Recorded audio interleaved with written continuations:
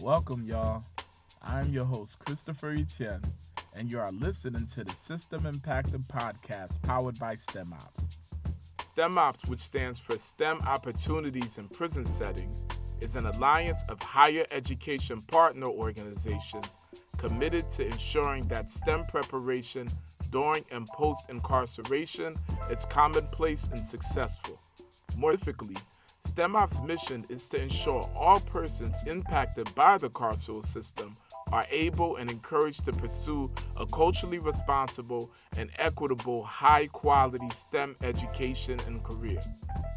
STEM Ops is funded by the National Science Foundation as a part of the Includes initiative, which aims to expand access to STEM careers by underrepresented groups.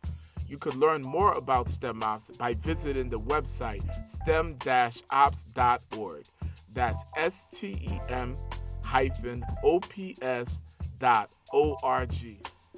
On this episode, we will continue our discussion around the presence of justice-impacted people in STEM education and STEM professions. Our goal is to look at their journeys in their respective STEM fields before and after incarceration.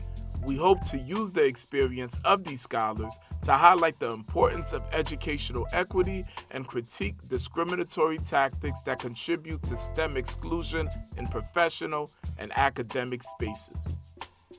Adham El-Sherbeini is a justice-impacted professional who transitioned from incarceration into a career in STEM. In this episode, he will speak about his journey and the challenges he encountered. Using his experience as a student, a mentor, and now a seasoned STEM professional, Adham will highlight the importance of higher education and prison programs, the necessity of wraparound services for individuals transitioning out of prison, and strategies we could implement to ensure that STEM opportunities are more inclusive towards the formerly incarcerated community. Adham counts himself fortunate to have parents who instilled strong math principles in him at a young age. He believed their instruction helped him establish a foundation in math and placed him on a trajectory to excel in the STEM field. I was born to Egyptian parents who moved here, obviously, before I was born. So I grew up in more of a conservative household, not conservative in the political sense, but conservative as far as like parents had me focused on school. They would give me workbooks to do after school. And I would say that was probably very helpful for me in my journey through STEM, only because it sort of laid a foundation. They sort of limited my TV exposure, maybe a little bit each day after school cartoons. But after that, the TV went off, homework open. After homework, if I finished early, like it wasn't like I could just go watch TV or nothing. They would have me crack open workbooks and do extra problems and stuff like that. So, that continued up until maybe like around middle school. I don't know exactly which year, but I started losing. Like, it's not that I was ever really interested in schoolwork, but as a younger kid, your parents have a lot more control. When I got older, I started having a little more independence and started do a little bit more ripping and running, less focused on school, started getting into trouble. But I would say that just those sort of early years of having that sort of family support, pushing me to do extra work, sort of helped out. None of that really turned around until I got to prison. Incarceration can be a dehumanizing experience that stunts educational growth and excludes the prison population from opportunities. Despite these harrowing challenges, Adham found a semblance of hope from an instructor in a higher education and prison program.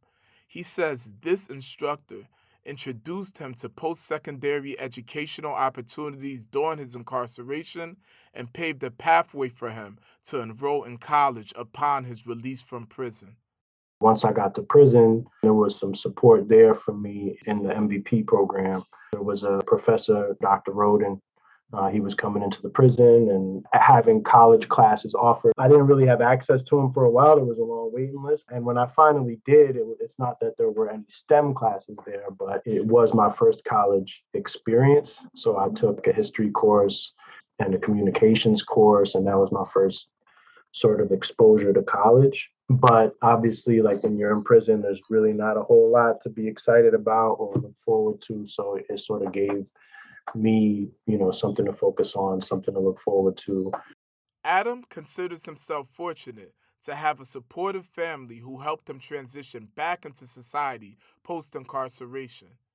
He believes positive influences and support systems determines a person's ability to succeed or fail, and he credits his loved ones and mentors for his success. When I came home, I got released to a halfway house. Dr. Roden basically had sort of mentioned the whole time while I was in prison that if you do well, we can try to get you into Rutgers when you get out, which was it's a state university in New Jersey. So when I got to the halfway house, he kept his word and he followed up with me and helped me with my application to Rutgers. And it just so happened I came home from the halfway house in September. He was on top of everything. Like he knew my release date because my charge was at 85%. So I was coming home on a specific day. He basically helped me plan for that and have my application and everything situated. So that way I went to college from the halfway house for like a day or two. And then I was released. And from there, I started going to Rutgers. So I was released to my parents' house, which was also a huge help because I had family support. I know a lot of people, they come home, they have nowhere to go. I think really like a big part of what helped me was really just having support the whole way. I had my family supporting me, like I said, making me do workbooks and stuff when I was real young. And Dr. Roden, in the MVP program while I was in prison, all the way through the halfway house, and then coming back home, having a place to live. And all of those things sort of contribute to where I am now. Another driver of Adam's journey is his religious faith. He says that the hardships of incarceration often encourages us to seek out religion for guidance and answers. During his darkest hour, Adam's faith, coupled with the educational opportunities extended to him, motivated him to seek out a pathway towards scholarship and success. When I was in prison, I was on waiting list for college. College was just sort of something that I signed up for when I got there because I was able to, because I had a high school diploma when I got there. I just signed up for it. It wasn't a redemption story. There wasn't a switch that flipped through college. It was actually a switch that got flipped through my faith. Um, so similar to school, my parents sort of laid the groundwork for me at a very young age with my religion. I was raised Muslim at a very young age. My parents taught me to pray and instilled Muslim values in me. They laid the groundwork for that when I was young. And I always looked at it as more as like a chore. And when it came to social acceptance, it's not something that I really wanted. I wasn't too interested in it. But I think a lot of people, when they get incarcerated, sort of turn back to their faith. And when I first got to prison, I signed up for the college program, but it wasn't something that was available to me for at least a year. And similarly, like I started reading religious books and going to the Muslim service, but there was an advanced Quran class for incarcerated people who could read Arabic. So the imam at the prison allowed me to join that class. And also at the time, I had an open case. So I was sentenced to a four flat for drug possession, but I had an open assault case that I was going back and forth to court for. And I was praying that God give me four flat ran concurrent so that I wouldn't have to do it additional time. And I actually got sentenced to a 3 with an 85. And not only that, I got sentenced to it about a year in to time that I was already doing. And that year that I did, the judge said that that didn't count. I basically had to start over. And so for me, it felt like my prayers weren't answered. But it was around that time that it was my turn to go to a college class. Now all of a sudden I was at the top of the waiting list. I was able to go to the next college class, and I felt that that was basically like a sign. Like because I just got hit with that. It was extremely disappointing to me. I don't know why. I had some hope that I wasn't going to have to do a lot of extra time, but in hindsight, looking at the charges and things, I should have known that. But even still, even though I didn't know it, it still felt crazy to get sentenced to more time and to hear that the time that I had done, the year that I didn't count. So the college class was sort of the silver lining. And I think the combination of the sentence along with me being able to start college, that was when I sort of was like, okay, this is my purpose now. This is what I need to focus on. This is what's going to get me through this, and this is what I'm going to do after. Before that, yeah, I had signed up for college, but it was just something to do. I was still planning on going home, selling drugs, doing everything else that I was doing before.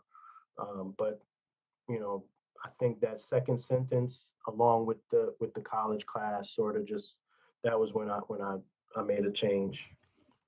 During his first day home, Adam had a chance to catch up with family members and old acquaintances. Although these interactions seemed minor at the time, they would play a pivotal role in his academic and professional journey. So while I was in the halfway house, I actually was able to work for one of the brothers who has an accounting office on top of a masjid that used to be on Branford Place in Newark. And so he just like let me work for him, kind of like as a way uh, to to be able to get out of the halfway house and have a job each day, and also to be able to go to the masjid like on my breaks and things like that. Like it doesn't sound like much, but when you're incarcerated, little things like that is means the world. So I'm really grateful to him for that, and that's kind of what had me thinking I wanted to be an accountant. I really had no idea what I wanted to do.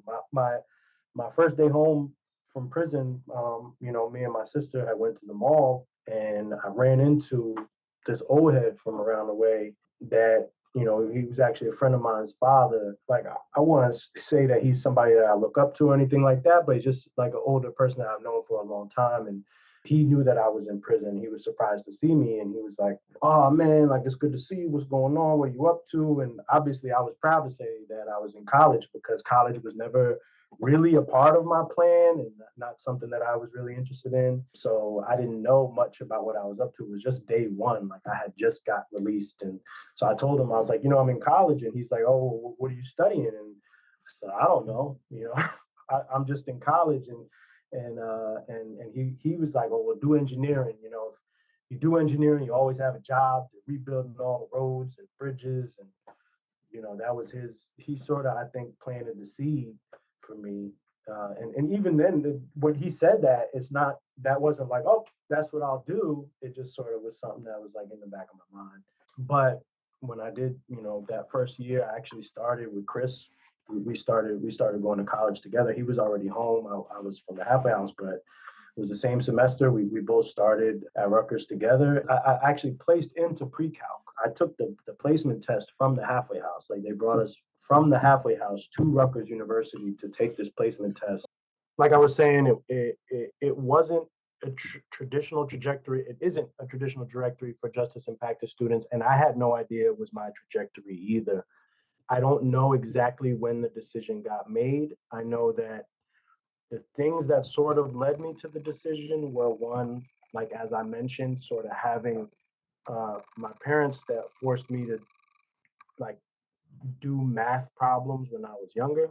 I feel sort of laid a foundation so that math didn't feel alien to me in the same way that it does to a lot of people when the time finally came. And then there was that, my friend, his name is Mark, his father, whose name is also Mark, that when I ran into him at the mall, that he sort of planted that seed for me. Like, if I do study engineering, then there will be plenty of jobs. I would say that sort of played a role too, only because it happened on such a pivotal day. Like, that first day that I came home, everything that happened that day kind of stuck with me. Adam states instructors from different disciplines may be more or less receptive towards the justice impacted community.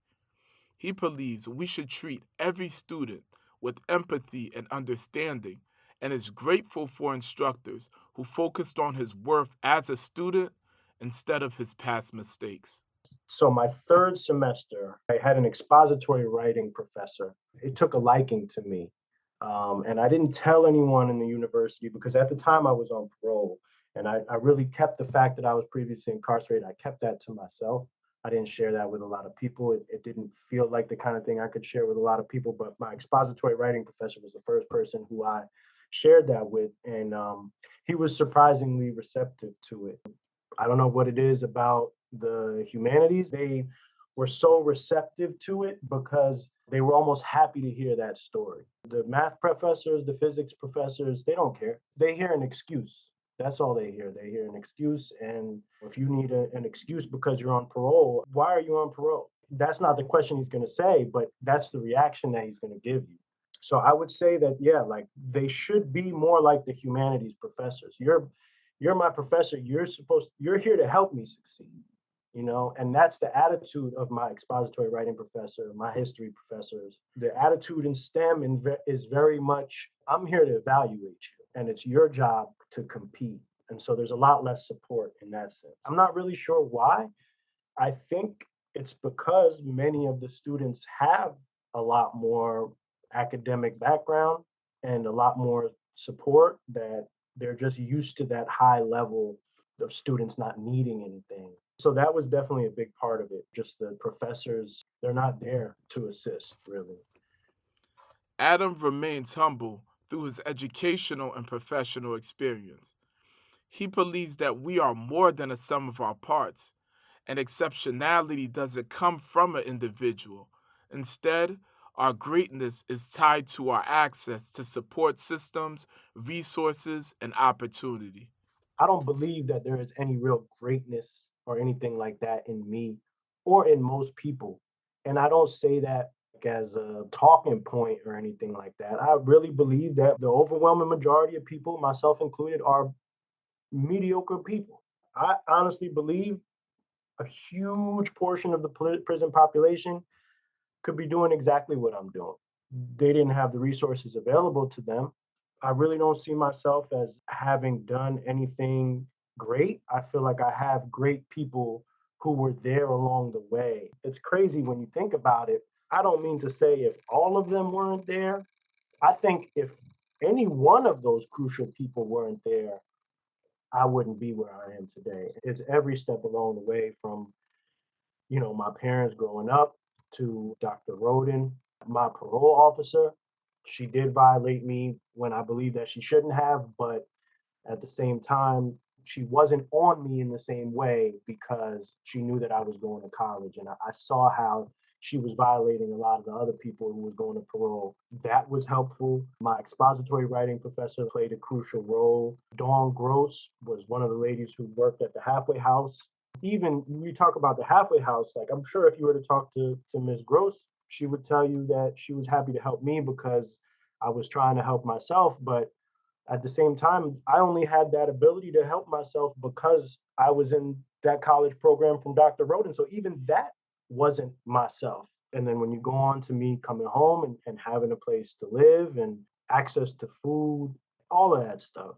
Also, just having MVP and all the other people who were in the program who were in the same position as me, we may not have supported each other financially, but we were there for each other because we all had a similar background. We all were coming from similar places, and we all had a similar goals. And I think just that group alone, was a blessing too. I honestly feel like I barely made it through university. I mean, I was dealing with a lot of other things on the side. And I really feel like at that last year, I feel like I almost didn't make it, but it was a lot of support. And I really do, I can't stress it enough. I know that if those same pillars of support and resources were made available to half the prison population, they probably would be doing better than I am. According to Adam, STEM education comes with its own culture and challenges. Things like exclusionary practices are normalized in the STEM community. Students who hail from non traditional backgrounds similar to Adam's are often juggling pressing responsibilities and can't help but feel like an outcast in this field. I definitely experienced a few instances of like gatekeeping along the way, some seemingly intentional and some probably secondary, I guess. If I had to sort of list them all, I guess I would say the first, just access to math and science exposure young. So I had access to math exposure as a child through my family because coming from sort of an immigrant family who really, really sort of had a strict household, I had access to workbooks that they would make me do and that sort of thing.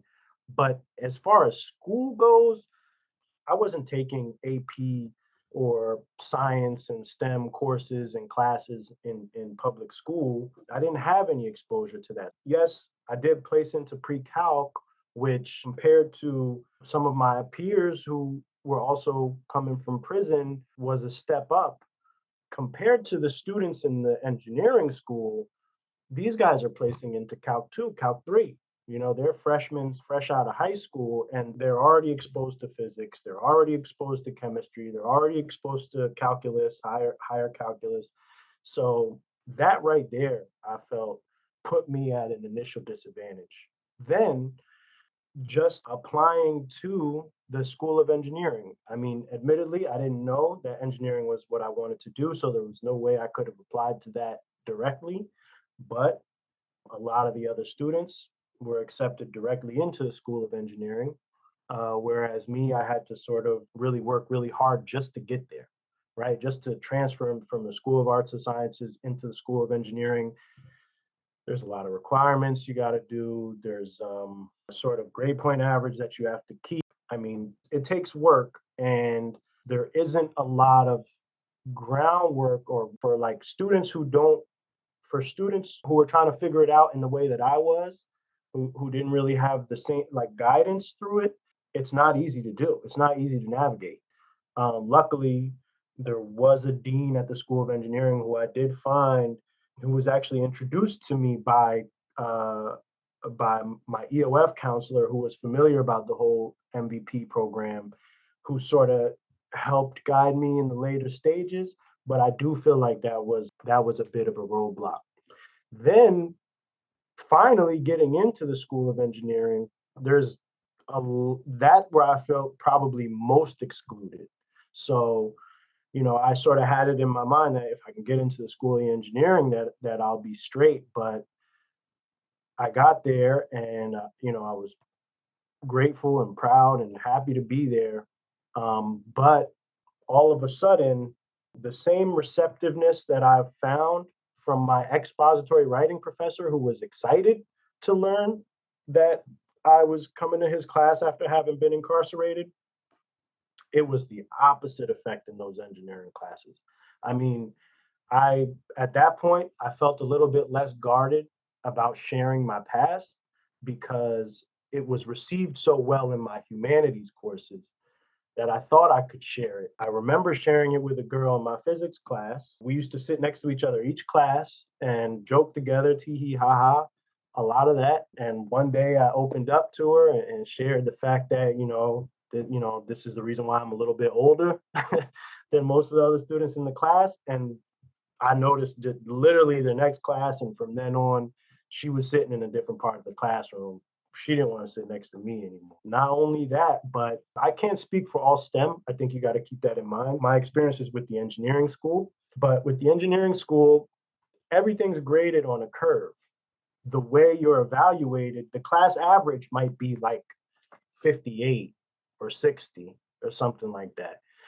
And so what the professors do is they'll make that the high score, an A, and they'll make the average score a C, and they curve it.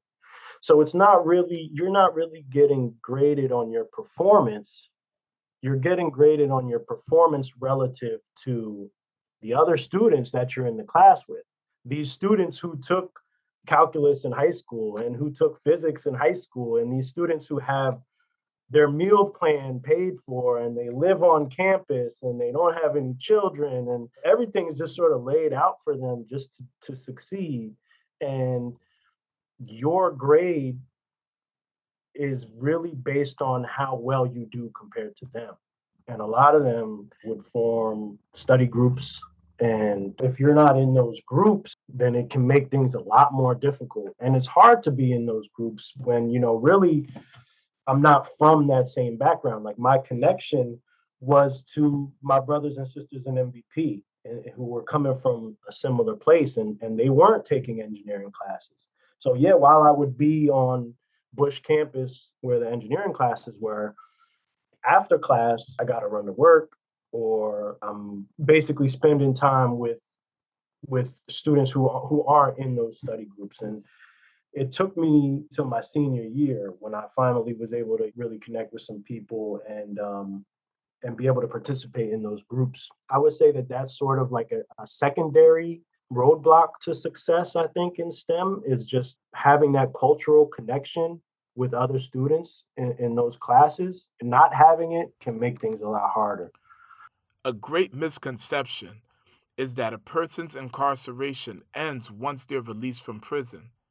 The fact is, a criminal record follows a justice impacted person for life and can impede their ability to participate in various educational and employment sectors. So I studied mechanical engineering when I was in college. When I finally got into the School of Engineering, I had to declare a major that next semester. So I had to choose between mechanical, civil, environmental, electrical, all these different engineering disciplines. And I specifically chose mechanical engineering because aerospace engineering was a concentration. At Rutgers University, when you major in mechanical engineering, you can either concentrate on energy systems or you can concentrate on aerospace. And aerospace was what interested me at the time. So I chose to major in mechanical engineering, and then I chose to concentrate on aerospace engineering. And for aerospace engineering, there are certain internships that are suggested. And so my junior year, I started applying to a lot of those internships, and a lot of the internships for that concentration were basically, I guess you'd call them high security companies. And I wasn't hearing back from anyone on any of those. And it was that dean that I had mentioned earlier who kind of told me, it could be the background, maybe try switching to energy systems and applying for an internship that's not aerospace related. And as soon as I did that, I got an interview with HydroWorks. I started my internship there. So I don't know that that applies to all STEM, but certain areas will be exclusionary based on your background. And I don't know that HydroWorks wouldn't have.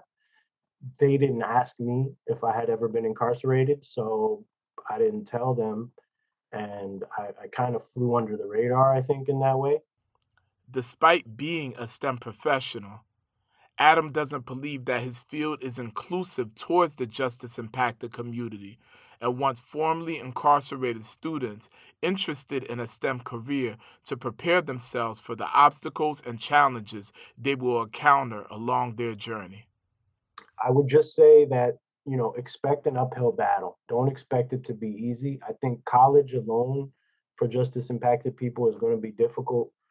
I think when it comes to STEM, and again, I don't know if this is specific for engineering or applies to all STEM, I think that engineering in particular is one of those professional or I guess technical degrees where people, I guess, see it as, all I need to do is get an engineering degree and I can get a job straight out of college. And I think because it has that sort of stigma, they require a lot more work. They're a lot harder on the students in undergrad than a lot of the other degrees. So you may have to put in a lot more time than peers that aren't taking a technical degree and plan to go to graduate school. So my advice would be to try to get into those circles that you feel excluded from as early as you can.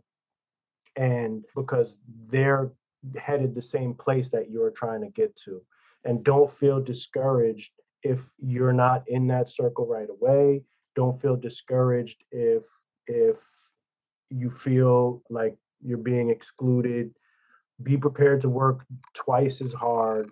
That's just what it's going to take. I would say that it's worth it, but I would also say don't butt your head up against the wall. If you find that the field that you're studying or the direction that you're headed is not welcoming to previously incarcerated people, then seriously consider going in a different direction. I'm not saying leave STEM alone entirely, but it's sad to see people travel really, really far down a road and only to find out that they don't have access to that destination. That's kind of what I did. I realized aerospace just wasn't prepared to accept justice impacted people yet. So I wasn't going to beg them to.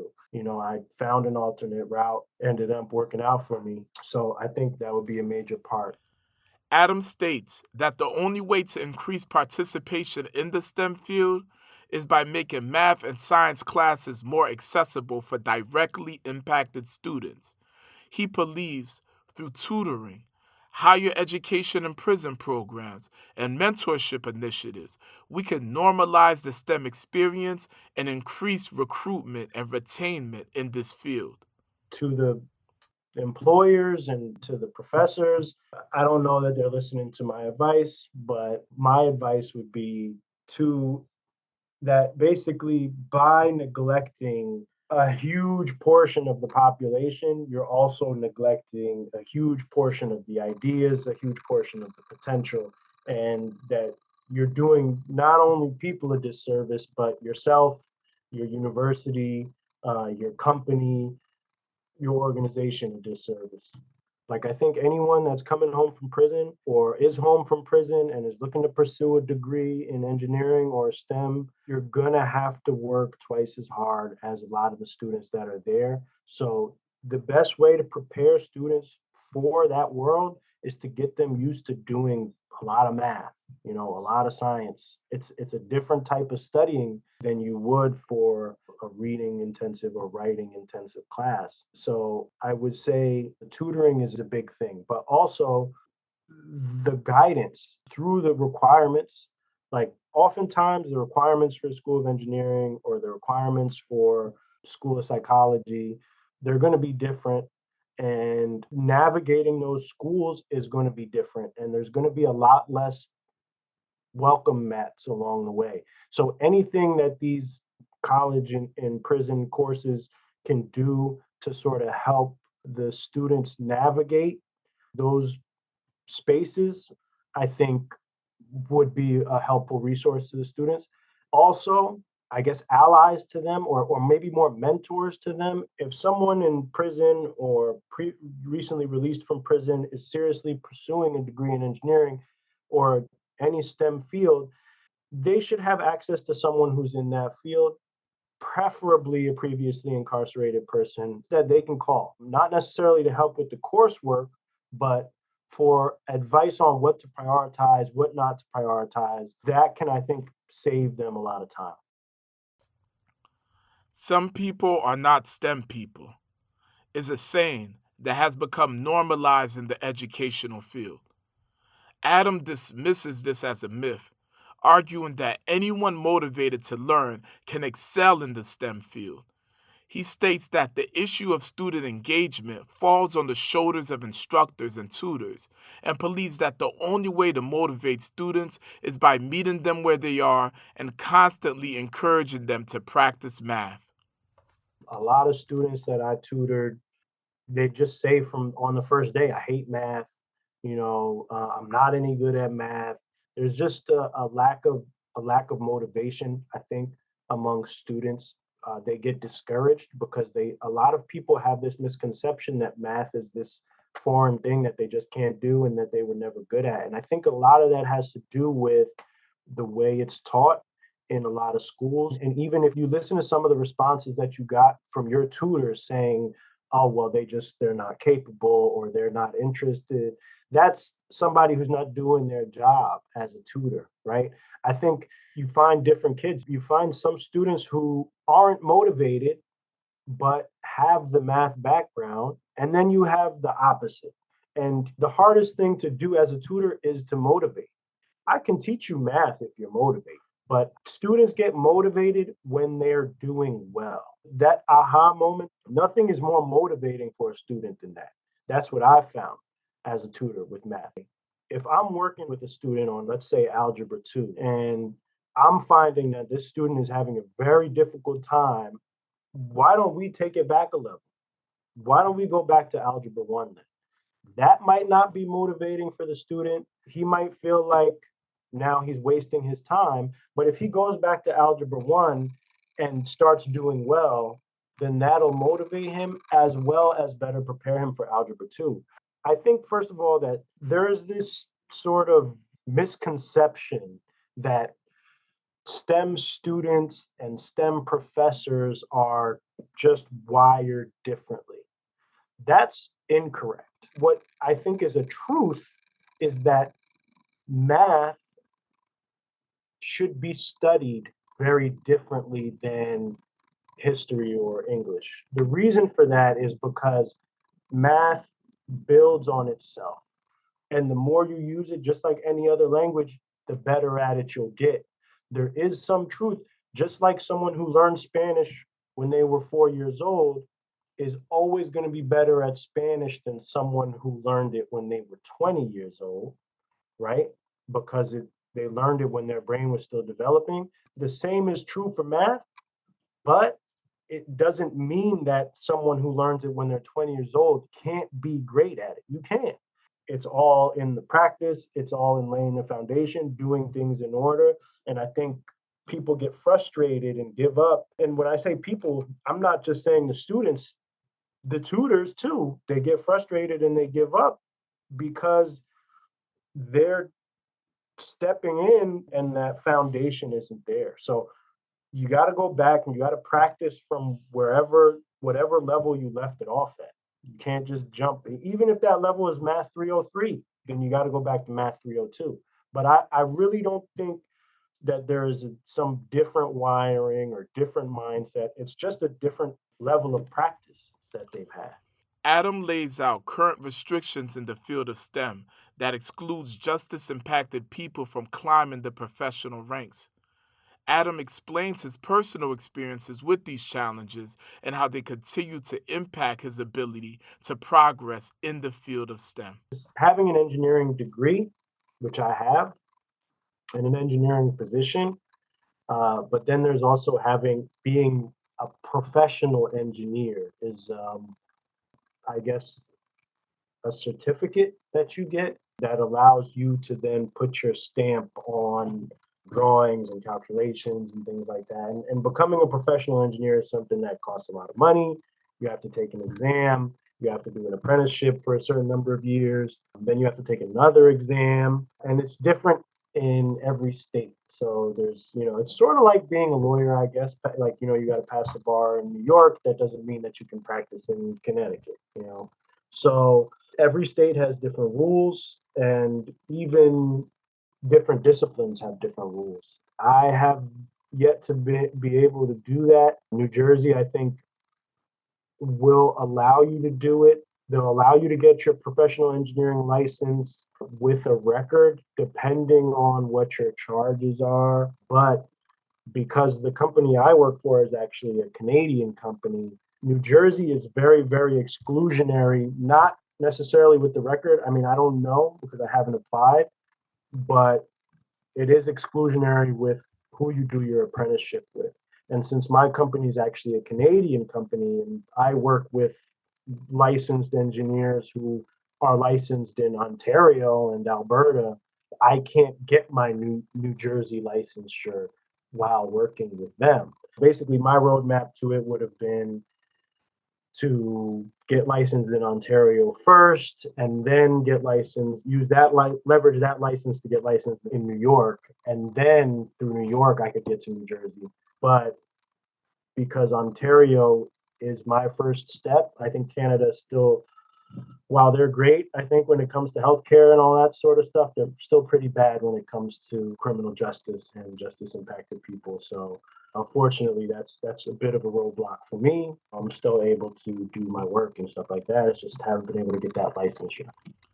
Thank you for joining us for part 2 of STEM Education and Professions in the System Impacted podcast series.